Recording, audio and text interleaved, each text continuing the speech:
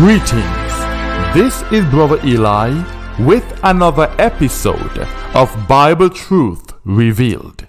Today's teaching is entitled The Truth About Hell. That is, the truth about hell. For thousands of years, Christian pastors have used the threat of burning forever in hell to manipulate the masses into submitting to the authority of the Christian church. Does such a hell really exist, or is this yet another pagan deception? The fact is that this concept of hell is nowhere to be found in the Holy Scriptures, which Christians call the Old Testament. This means that we have no reason to fear an eternity of being tormented in hell forever. In the New World Encyclopedia, under the heading Hell, it says this: in many world religions, the concept of hell refers to a literal, that means an actual physical place that really exists, or symbolic place. So that means it is representing something that is not literal, but is indeed a state of suffering. It continues, or sometimes an existential condition of damnation. So whatever hell is in these religions, it's a state of damnation where the wicked and unrighteous are punished for their transgressions. The concept of hell is prevalent in many religions, although its exact description varies from one religion to another. So many religions believe in some form of hell, but their hell is different. So Christians do not worry about the Hindu hell, just like Hindus don't worry about the Christian hell.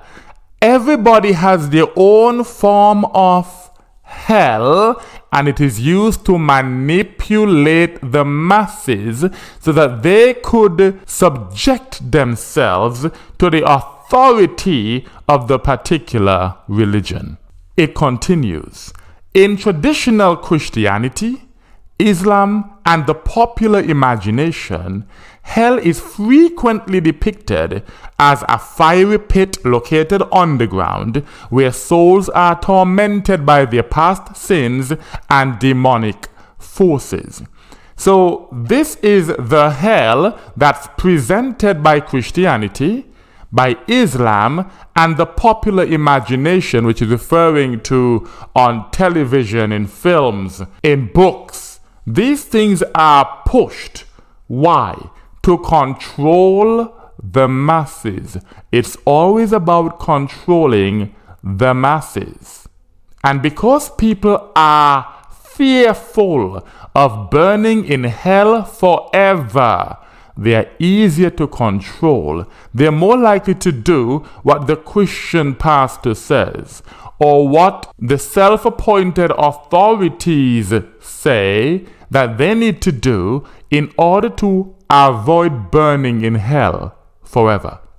In the same article, under the subheading Christianity, quote 1 says this: most Christians see hell as the eternal punishment for unrepentant sinners, as well as for the devil and his demons. So most Christians believe that there is this fiery place located underground where those who do not believe in the nonsense of Christianity, along with the devil and his demons, will be punished forever. They'll be burned forever.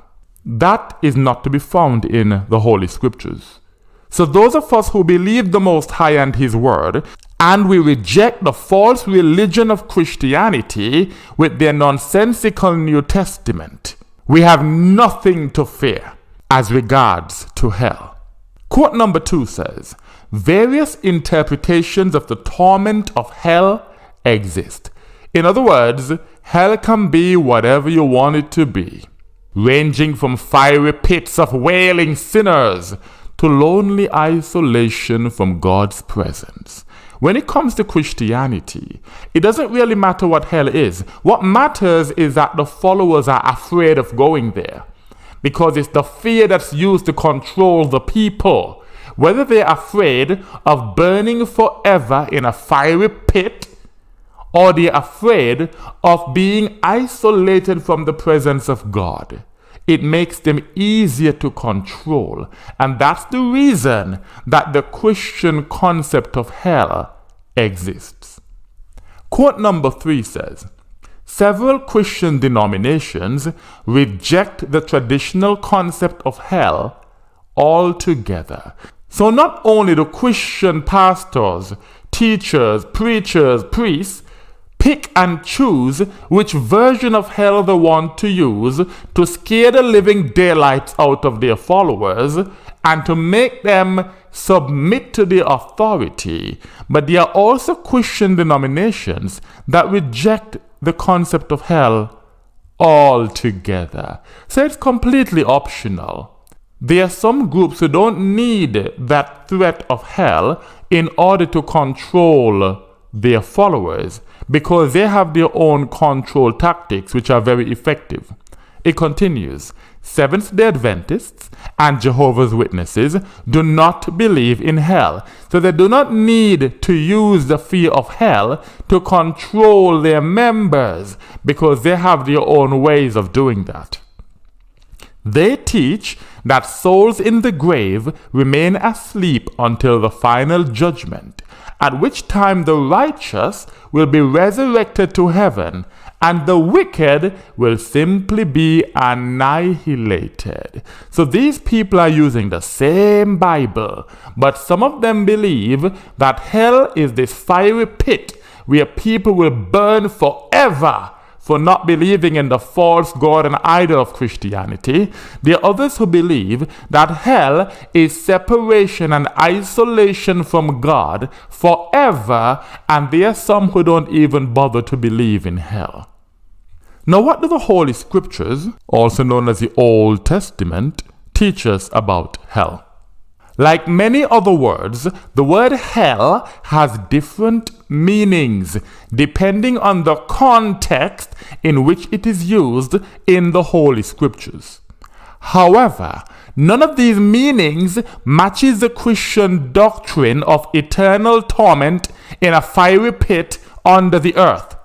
There's nothing in the Holy Scriptures that says that the devil is going to burn in hell forever, and that people who reject the false god and idol of Christianity will burn in hell forever. That is Christian storytelling. Just like Christianity itself, the Christian concept of hell has nothing to do with the Most High, His chosen people, or the Holy Scriptures. The two most common meanings of hell in the Holy Scriptures are 1. The grave, and 2. A state of suffering. Let's explore each of these in turn. Number 1, hell is the grave. We'll find that in Isaiah chapter 5, verses 11 to 14. That's Isaiah chapter 5, verses 11 to 14. And I will be reading from the Brenton Septuagint translation. It reads thus: Woe to them that rise up in the morning and follow strong drink. So these are drunkards, wine bibbers, people who wake up and the first thing they do is they take a shot of vodka or whiskey. They follow strong drink, who wait at it till the evening. So they spend the entire day drinking till the sun goes down. For the wine shall inflame them. For they drink wine with harp and psaltery and drums and pipes. These people are celebrating and drinking all day. But they regard not the works of the Lord, and consider not the works of his hands. But they disregard all the things that the Most High has done. They do not give him praise, glory, or credit for what he's done. They simply drink and enjoy, but they reject and disregard the Most High God of Israel. Verse 13, therefore, because of this, my people have been taken captive, because they know not the Lord. Those Israelites who spent all their time partying, drinking, celebrating, and disregarding the Most High God caused the people of God to be taken captive. Instead of living righteously and teaching the truth of his word, they were more interested in remaining intoxicated. It continues, and there has been a multitude of dead bodies. So the Most High sent these people into captivity, and a multitude of them were put to death. Dead bodies because of hunger and thirst for water. When the Most High turns his back on his people, we hunger and thirst. We drop dead like flies because we have nothing to eat and nothing to drink. So these people became dead bodies. They literally died. Verse 14. Therefore, hell has enlarged its desire and opened its mouth without ceasing. So this hell has opened itself up to receive this multitude of dead bodies. Where do dead bodies go? Do they go in a fiery pit to be tormented forever? No, because they're dead. You cannot torment a dead body. These dead bodies, which was a result of hunger and thirst, were put in hell, the grave. It continues, and her glorious and great and her rich and pestilent men shall go down into it. The dead bodies of these glorious, great, rich, and pestilent men who are constantly drinking and celebrating and disregarding the Most High God shall go down into hell. They shall be put in the grave because they are dead bodies. There's nothing in the context of this passage that supports the Christian concept of hell. This hell is simply talking about the grave, the place where dead bodies go. Number 2, hell is a state of suffering. Jonah chapter 2 verses 1 to 3 in the Septuagint is the same chapter, but verses 1 to 2 in the KJV. So I'll be reading Jonah chapter 2, verses 1 to 3. It reads thus. Now the Lord had commanded a great whale to swallow up Jonas. And Jonas was in the belly of the whale 3 days and 3 nights. So he was in the belly of the whale for 3 days and 3 nights. Verse 2. And Jonas prayed to the Lord his God out of the belly of the whale. That's where he was. He was in the belly of the whale, praying to God, and said, I cried in my affliction to the Lord my God, and he hearkened to me, even to my cry out of the belly of hell. The belly of the whale was the belly of hell. He was in a state of suffering. It continues, thou heardest my voice. So the Most High heard the voice of Jonah out of the belly of the whale, out of the belly of hell, in his state of suffering. Many Israelites today are in a state of suffering. We are in hell. Hell is either the grave or a state of suffering. It's the context that lets us know the meaning of the word hell as it is used in the Holy Scriptures. Many Christians claim that Isaiah chapter 66 verse 24 supports the pagan concept of hell that is found in the New Testament of their blasphemous Christian Bibles. This couldn't be further from the truth. Let's explore Isaiah chapter 66 verse 24 in context so I can prove this point. I'll be reading Isaiah chapter 66 verses 15 to 16 and verses 22 to 24. That's Isaiah chapter 66 verses 15 to 16 and verses 22 to 24. It says, "For behold, the Lord will come as fire, and his chariots as a storm, to render his vengeance with wrath, and his rebuke with a flame of fire. For with the fire of the Lord all the earth shall be judged." So this is judgment day. "And all flesh with his sword. Many shall be slain by the Lord." Slain means put to death. Many will be killed by the Lord. They will be dead, much like the dead bodies that we read about before. Verse 22. "For as the new heaven and the new earth which I make remain before me, says the Lord, so shall your seed and your name continue. This is for the righteous, because the righteous will not be put to death with the wicked." Verse 23. "And it shall come to pass from month to month, and from Sabbath to Sabbath, that all flesh shall come to worship before me in Jerusalem, says the Lord." This all flesh is referring to those who survive the judgment, those who are not killed, put to death, slain by the Lord, will go to Jerusalem to worship him every single month and every single Sabbath. Verse 24. "And they shall go forth and see the carcasses of the men that have transgressed against me." What's the meaning of the word carcass? The Merriam-Webster dictionary defines the word carcass as a dead body, a corpse. The carcasses of the men that have transgressed against the Most High God is referring to those who were slain by the Lord in verse 16.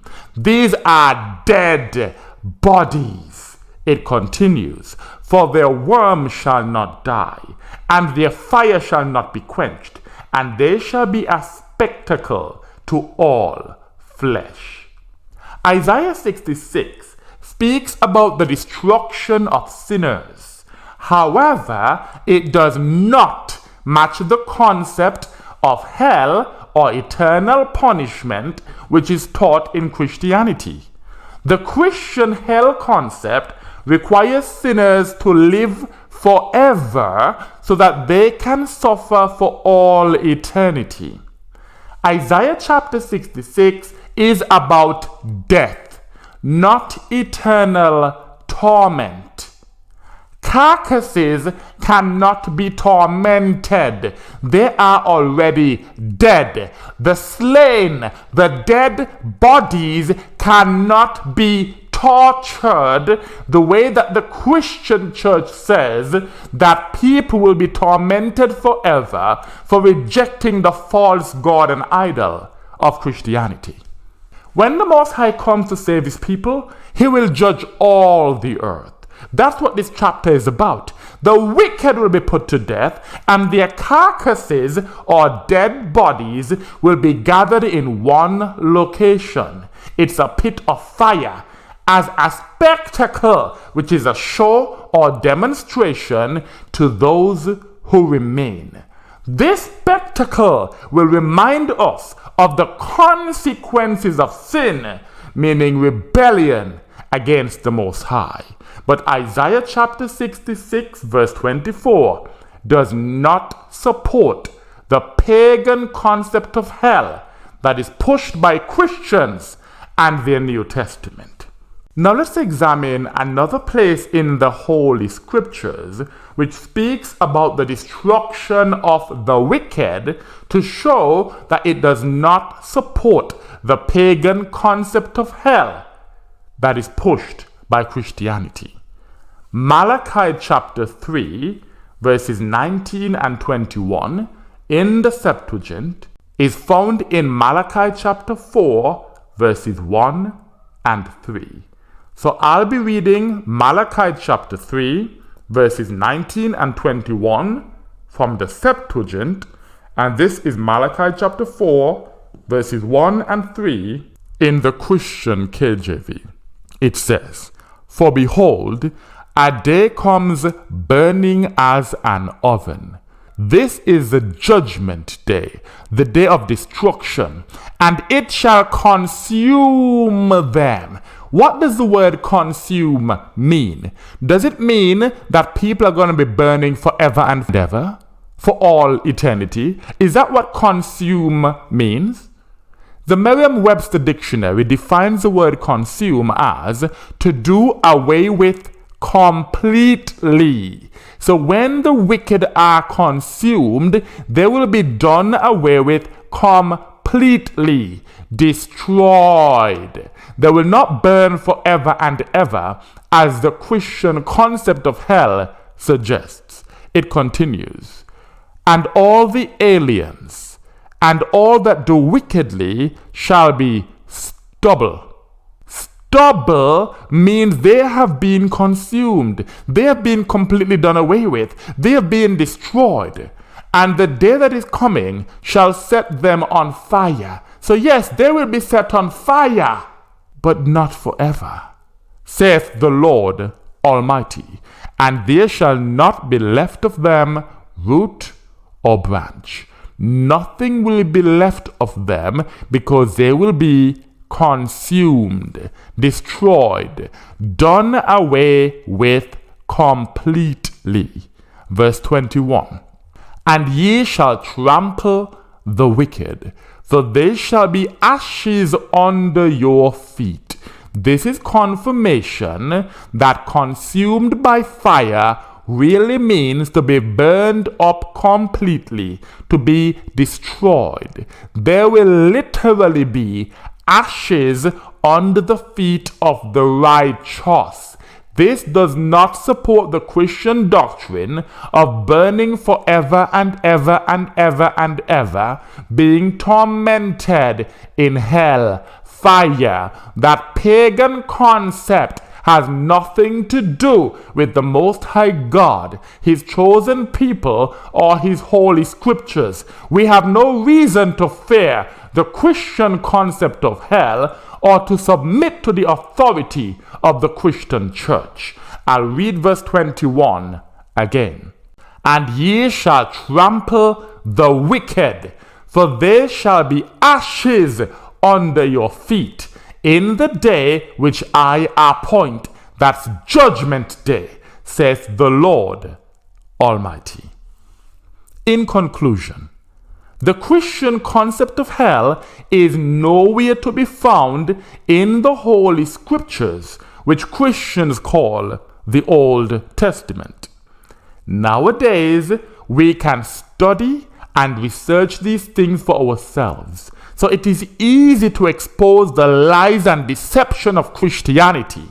We have no reason to submit to the self-appointed authority of the Christian church or to believe their foolish doctrines. The Christian hell is nothing but a fable, a scare tactic. We must serve the Most High only and keep His commandments because we genuinely love Him, not because we are afraid of burning forever in hell. And with that, I say, Shalom.